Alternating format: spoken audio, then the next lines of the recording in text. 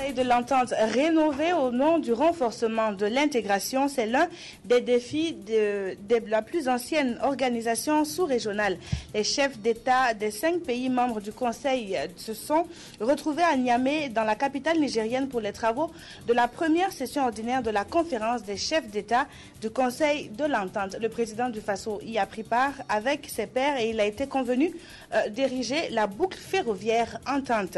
À Ouagadougou, la traditionnelle rencontre annuelle entre le gouvernement et les syndicats s'est ouverte ce matin.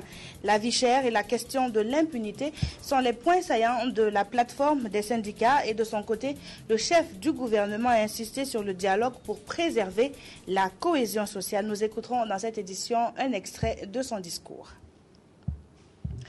Mesdames, Messieurs, bonjour et bienvenue à cette session d'information sur la télévision du Burkina.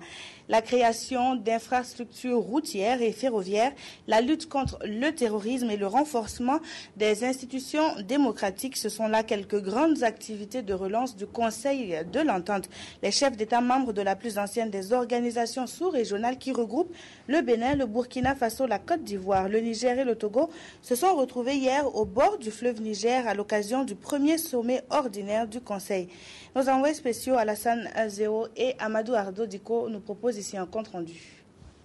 Session ordinaire, la conférence des chefs d'État du Conseil de l'entente s'est ouverte sur la perspective de sortir cette première institution d'intégration sous-régionale, âgée aujourd'hui de 53 ans, de sa léthargie. Il a été donc question pour les chefs d'État de lui assigner un nouveau mandat avec de nouvelles ambitions, car les pays membres possèdent d'immenses ressources nationales et un capital humain qualifié pour réaliser l'émergence économique de cet espace communautaire.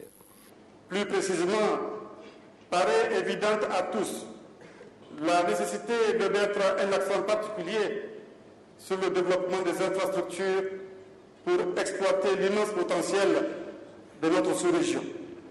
Ici, permettez-moi d'insister sur l'urgence de la réalisation des infrastructures ferroviaires, notamment celle de la boucle ferroviaire Cotonou, Parakou, Dosso, Niamey, Tera, Kaya, Ouagadougou, Abidjan. Dès lors, il est question de passer d'un conseil de l'entente classique à un conseil de l'entente rénové avec de nouveaux défis politiques, économiques et sécuritaires, dirait le président en exercice du conseil de l'entente. Le premier défi est celui de l'entente, contenu dans le vocable même de notre institution. Et donc, la vocation première est de concourir au renforcement de notre unité, de notre amitié. Le second défi a trait à la sécurité, la paix et la stabilité. Pour le président du Faso, cette réforme du Conseil de l'entente est une valeur ajoutée qui va booster l'essor économique et infrastructurel des pays membres, tout en évitant les écueils des autres institutions sous-régionales, telles l'UEMOA et la CEDEAO. Ici, nous avions essentiellement souhaité, dans nos orientations, dans la vision, ne pas répliquer ce qui se fait à l'UEMOA, à la CEDEAO, en matière de construction économique, mais surtout voir quels sont les espaces dans lesquels ces organisations ne se sont pas investies, l'UEMOA, la CEDEAO, pour agir, comme c'était le cas du rail. Et aussi probablement dans l'énergie ou dans l'éthique. Du communiqué final, les chefs d'État du Conseil de l'entente ont recommandé la mise en œuvre du plan stratégique 2013-2016 qui va permettre la réalisation des projets intégrateurs de la construction de la boucle ferroviaire. Les chefs d'État ont encouragé le président du Faso dans ses efforts de médiation et lancent un appel au Conseil de sécurité pour l'envoi en urgence d'une force internationale au Nord Mali afin de lutter contre le péril terroriste. Et à Ouagadougou, syndicats et gouvernements ont ouvert ce matin leur traditionnelle rencontre annuelle. Au centre des discussions, la plateforme des syndicats dont les points saillants sont la vie chère et l'impunité. Et dans son discours, le Premier ministre a salué l'esprit de dialogue des syndicats. Luc Adolphe Thiao appelle par ailleurs les acteurs des boulangeries, de l'Onatel et de la santé à renforcer ce sens du dialogue. Nous l'écoutons. La situation actuelle dans les mines et les boulangeries mérite que nous portions une attention particulière. Elle nous interpelle tous sur l'urgence des négociations. J'invite par conséquent tous les acteurs impliqués à s'y investir pleinement et rapidement afin de sortir du cercle vicieux des conflits sociaux qui constituent une menace non seulement pour la pérennité de ces unités économiques, mais aussi pour la survie des travailleurs et de leurs familles. Je pense aussi à la dégradation du climat social à Telmob, qui constitue pour le gouvernement une source de préoccupation. Vous comprenez alors mon émotion face à la grève du secteur de la santé, qui affecte énormément nos compatriotes depuis maintenant plusieurs semaines. Nous sommes conscients des contraintes qui pèsent sur les travailleurs de ce secteur qui exercent avec beaucoup de dévouement leur métier tant en ville qu'en province. Aussi, j'en appelle au sens de l'écoute et du dialogue. Je réaffirme dans ce sens la disponibilité totale du gouvernement à trouver une solution réaliste et durable à la plateforme revendicative des travailleurs de ce secteur. C'était donc là un extrait du discours du Premier ministre lors de l'ouverture de la rencontre annuelle syndicats et gouvernement. Nous reviendrons bien entendu sur l'ouverture de cet élément dans nos prochaines éditions. À l'hémicycle, les députés ont adopté à l'unanimité 2 projets de loi, l'un portant médiation en matière civile et commerciale et l'autre portant réglementation du sous-secteur de l'électricité. La séance plénière d'hier a été également marquée par la validation du mandat de 3 députés suppléants. Anna Lusikere. De tout temps, les personnes en conflit, comme l'ont rappelé les députés et le ministre de la Justice, garde des Sceaux, ont le plus souvent fait appel à un tiers pour trouver une solution à leur désaccord. En proposant à la sanction de la représentation nationale le projet de loi portant médiation en matière civile et commerciale au Burkina, le gouvernement s'inscrit dans cette même logique. Le gouvernement a voulu voir quel est l'autre mode qu'on peut trouver pour permettre aux citoyens de régler leurs litiges dans des cadres bien réglementés. Et donc, l'un de ces modes-là, c'est la médiation. Il faut encadrer cela et permettre aussi que ça se passe quand même dans la protection des intérêts des partis. Appréciant positivement ce projet de loi, les députés l'ont adopté à l'unanimité. Cela permettrait donc non seulement de désengorger un peu les juridictions, mais de permettre aussi une bonne gestion humaine des choses. Surtout que quand il y a conflit entre 2 personnes, surtout en matière civile et commerciale, l'essentiel c'est de préserver déjà les acquis. C'est à l'unanimité que les élus ont également adopté le projet de loi portant réglementation générale du sous-secteur de l'électricité. Nous avons estimé que l'électricité, le tarif de l'électricité était un élément très important et qu'il fallait donc laisser la latitude donc, au gouvernement en cas de cas et selon les circonstances de pouvoir donc, réajuster les tarifs s'il le fallait parce que cela peut donc entraîner un certain nombre de problèmes. Ce que les gens attendent, c'est qu'il nous faut une meilleure gestion de la Sonabel afin que les Burkinabés sentent que la structure qui est chargée de gérer l'électrification est bien gérée pour que les coûts qui sont très élevés dans la sous-région, que l'on sente que dans le panier de la ménagère, il y a quelque chose qui est fait dans ce sens. À une semaine de la clôture de la 2e session ordinaire de l'année, marquant la fin de cette 4e législature, 3 députés suppléants ont vu leur mandat validé. Sansa Noufé du RDP, le Rassemblement pour le développement du Burkina, Sami Poda et Béandeoun Bazemon de l'ADF RDA, l'Alliance pour la démocratie et la Fédération Rassemblement démocratique africain remplacent respectivement Palin Fojak, Koumbatessou Nicolas Da et Dema Raphaël Pado, des députés démissionnaires de leur parti, en application de la loi constitutionnelle du 30 avril 2009 portant modification de la Constitution. Et puis ce communiqué avant de poursuivre à l'occasion de la cérémonie officielle d'ouverture des Assises nationales sur la corruption, placée sous le haut patronage de son Excellence Monsieur le Premier ministre chef du gouvernement. La Direction générale du protocole d'État convie les personnalités invitées au Palais des Sports de Ouagadougou le mercredi 19 décembre 2012 à partir de 6h30 et l'heure limite d'arrivée étant fixée à 7h30 et c'est signé le directeur général du protocole d'État, ambassadeur Léon Yougbaré.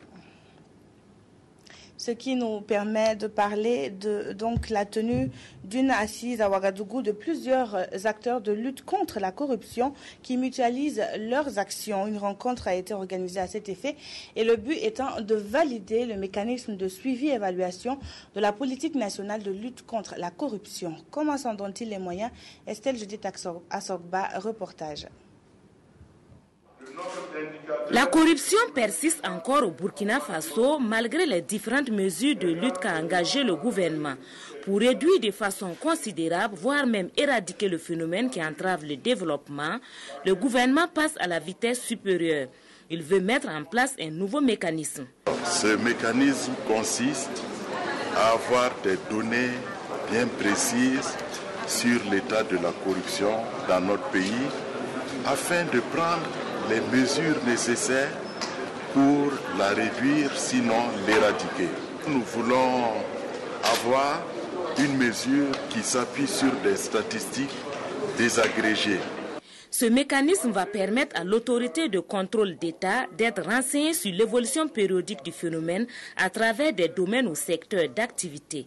La réalisation de ce projet demande l'engagement et la participation de tous les acteurs de la lutte contre la corruption. C'est pourquoi ces acteurs issus des structures étatiques, des organisations de la société civile, le secteur privé et les partenaires techniques et financiers vont apprécier ce projet et apporter des amendements au cours de ce présent atelier. Nous attendons que ces participants puissent apporter leur contribution et donner leur point de vue sur les indicateurs que nous comptons prendre pour ce mécanisme. Donc, au sortir normalement de cet atelier, nous devrions avoir des indicateurs validés et un système accepté, validé également. Ce mécanisme, une fois validé, sera en principe mis en œuvre dès le 1er janvier 2013. C'est une rencontre technique qui se tient en ce moment à Waïgouya, dans le nord. L'agence de l'eau du Nakambé a ouvert hier, 17 décembre, le 3e forum des comités locaux de l'eau qui enregistre la participation d'experts venus d'Afrique et d'Europe. Les participants vont se pencher sur la problématique de la gestion durable des retenues d'eau d'une manière générale. Les détails avec Adama Koulibaly. Le forum des comités locaux de l'eau clé du Nakambé est un cadre de concertation sur la gestion de cette ressource. La question de l'eau se pose avec acuité dans le bassin du Nakambé, dû au fait qu'il couvre cette grande ville de Burkina Faso. En outre, la structure géologique du bassin, essentiellement cristalline, ne favorise pas l'approvisionnement en eau souterraine, d'où la préférence pour les eaux de surface, qui cependant connaissent entre autres la pollution ou l'ensablement. D'où l'objectif de ce 3e forum. Au cours de cette rencontre, nous allons présenter un certain nombre de problématiques et de dire comment il faut faire en pareille circonstance. J'ai noté par exemple la problématique de conservation des eaux et des sols, la problématique de lutte contre les végétaux aquatiques envahissants, la problématique de la santé et l'utilisation des pesticides, même des ressources en eau. Donc au fini, c'est pour que les acteurs soient informés de tout ce qui se passe dans les bassins et prennent enfin conscience que, effectivement, notre manière de gérer cette ressource n'est pas forcément la meilleure. Des comités de pays voisins sont venus partager leur expérience, notamment celui de Sélengué dans le bassin du fleuve Sankarani au Mali. On est confronté à la gestion des ressources en eau de la zone, liées, bien sûr, je vous ai dit, à l'orpaillage, parce que l'orpaillage, ça engendre l'utilisation des produits, je ne sais pas, toxiques. Donc, par rapport à cet atelier, je vais partager mes expériences avec eux et les dispositions qu'on est en train de prendre à notre niveau pour arrêter certaines pratiques nuisibles au sein de notre bassin. Oui. Le comité local de l'eau du barrage de Yitenga dans le Kouritenga participe aussi à cette rencontre. Ce barrage-là sert à fournir l'eau potable à la ville de Putenga et de Kupela. Et donc l'aspect agriculture est mis en 2e position. Mais malgré tout, grâce justement à la gestion intégrée, chacun bénéficie un petit peu de cette eau, de façon à ce que, tout le monde n'est pas satisfait, mais chacun est un peu satisfait. Des communications sur les techniques de conservation des eaux et des sols, sur la pollution ou encore le pastoralisme, ainsi que des sorties de terrain, vont ponctuer ces 2 jours de travaux.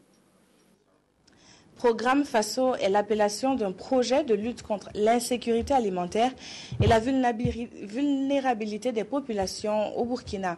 Porté par les États-Unis d'Amérique, ce projet est expérimenté dans plusieurs districts sanitaires, dont celui de Boulsa, dans le Namentenga.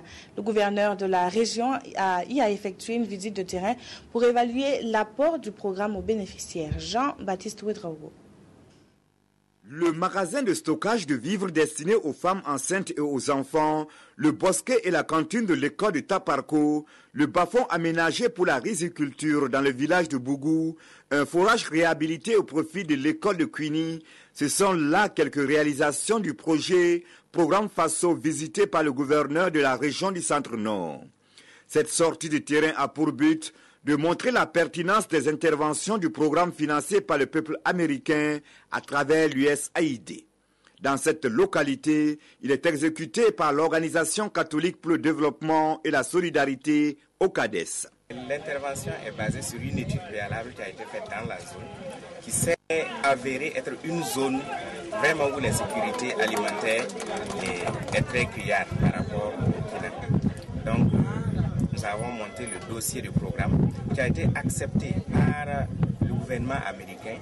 Après cette série de visites et des entretiens avec les bénéficiaires et les animateurs du projet, c'est la satisfaction. Les domaines d'intervention du projet cadrent parfaitement avec les besoins et les aspirations réelles des populations et auront apporté un plus dans la vie de celles-ci. Nous sommes satisfaits et au nom du gouvernement du Burkina Faso, nous disons merci au programme FASO et merci aussi à l'OCADES et merci à tous les partenaires.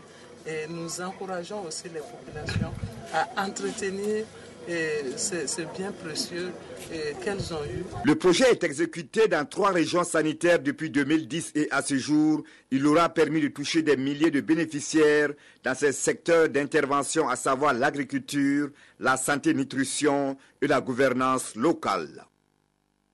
Et si toutes les couches sociales sont concernées par ce programme, celle de la jeunesse fait à Ouagadougou l'objet d'une rencontre. Le ministère de la Jeunesse, de la Formation professionnelle et de l'Emploi tient depuis ce matin son conseil d'administration. Le point sur les actions en faveur de cette frange de la population est attendu de la rencontre qui va également anticiper sur les projets futurs en faveur de l'épanouissement des jeunes burkinabés. Éléonore Yerbanga, reportage. Le ministère de la Jeunesse, de la Formation professionnelle et de l'Emploi a axé son action en 2012 sur l'impulsion d'un nouveau souffle aux fonds nationaux de financement des projets et programmes en faveur des jeunes. Une action qui a permis la formation de plus de 1000 jeunes dans divers domaines, l'incitation à la création d'emplois par les entreprises locales et l'autonomisation économique des femmes. Le conseil d'administration du secteur ministériel de la jeunesse, de la formation professionnelle et de l'emploi devrait donc permettre des échanges sur les acquis et les insuffisances de ces actions. Nous avons engagé en 2012 des grands chantiers, au nombre desquels nous devons citer en priorité le programme spécial de création d'emplois. C'est donc l'occasion pour nous de faire à l'interne le bilan de l'exécution de ce programme spécial de création d'emplois, et avant de pouvoir le soumettre au gouvernement et certainement aux populations. Il y a également la mise en œuvre de toutes les autres actions qui figuraient dans notre plan d'action 2012, au niveau donc de l'encadrement de la jeunesse, au niveau de la formation professionnelle et au niveau de l'emploi. Vous savez que ce sont les 3 missions essentielles de notre ministère. Et donc nous aurons à passer en revue toutes les actions qui ont été faites dans ce cadre. Il permettra également d'entreprendre de nouveaux projets novateurs à même de trouver des solutions durables aux préoccupations de la jeunesse burkinabé. Des informations fiables au bout du téléphone portable, c'est désormais une réalité avec le centre d'appel du SIG, le service d'information du gouvernement. Par appel téléphonique, par SMS ou encore par Internet, les populations pourront directement accéder aux informations relatives au gouvernement. Démonstration Abdelaziz Yagibou. Dispositif adéquat en place pour répondre à vos exigences d'informations vraies, officielles et instantanées liées au gouvernement. Via Internet, via SMS ou via appel téléphonique et par le biais d'un numéro vert, le service d'information du gouvernement vous offre désormais cette possibilité à travers son centre d'appel. Ce numéro vert, où vous pouvez appeler gratuitement, sera activé dans le tout prochain jour. Il s'agit du 80 00 11 67.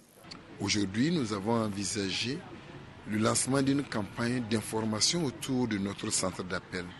C'est un centre d'appel qui aujourd'hui est assez modeste, mais qui répond aux besoins que nous avons de pouvoir de manière instantanée donner des informations à tous les publics cibles.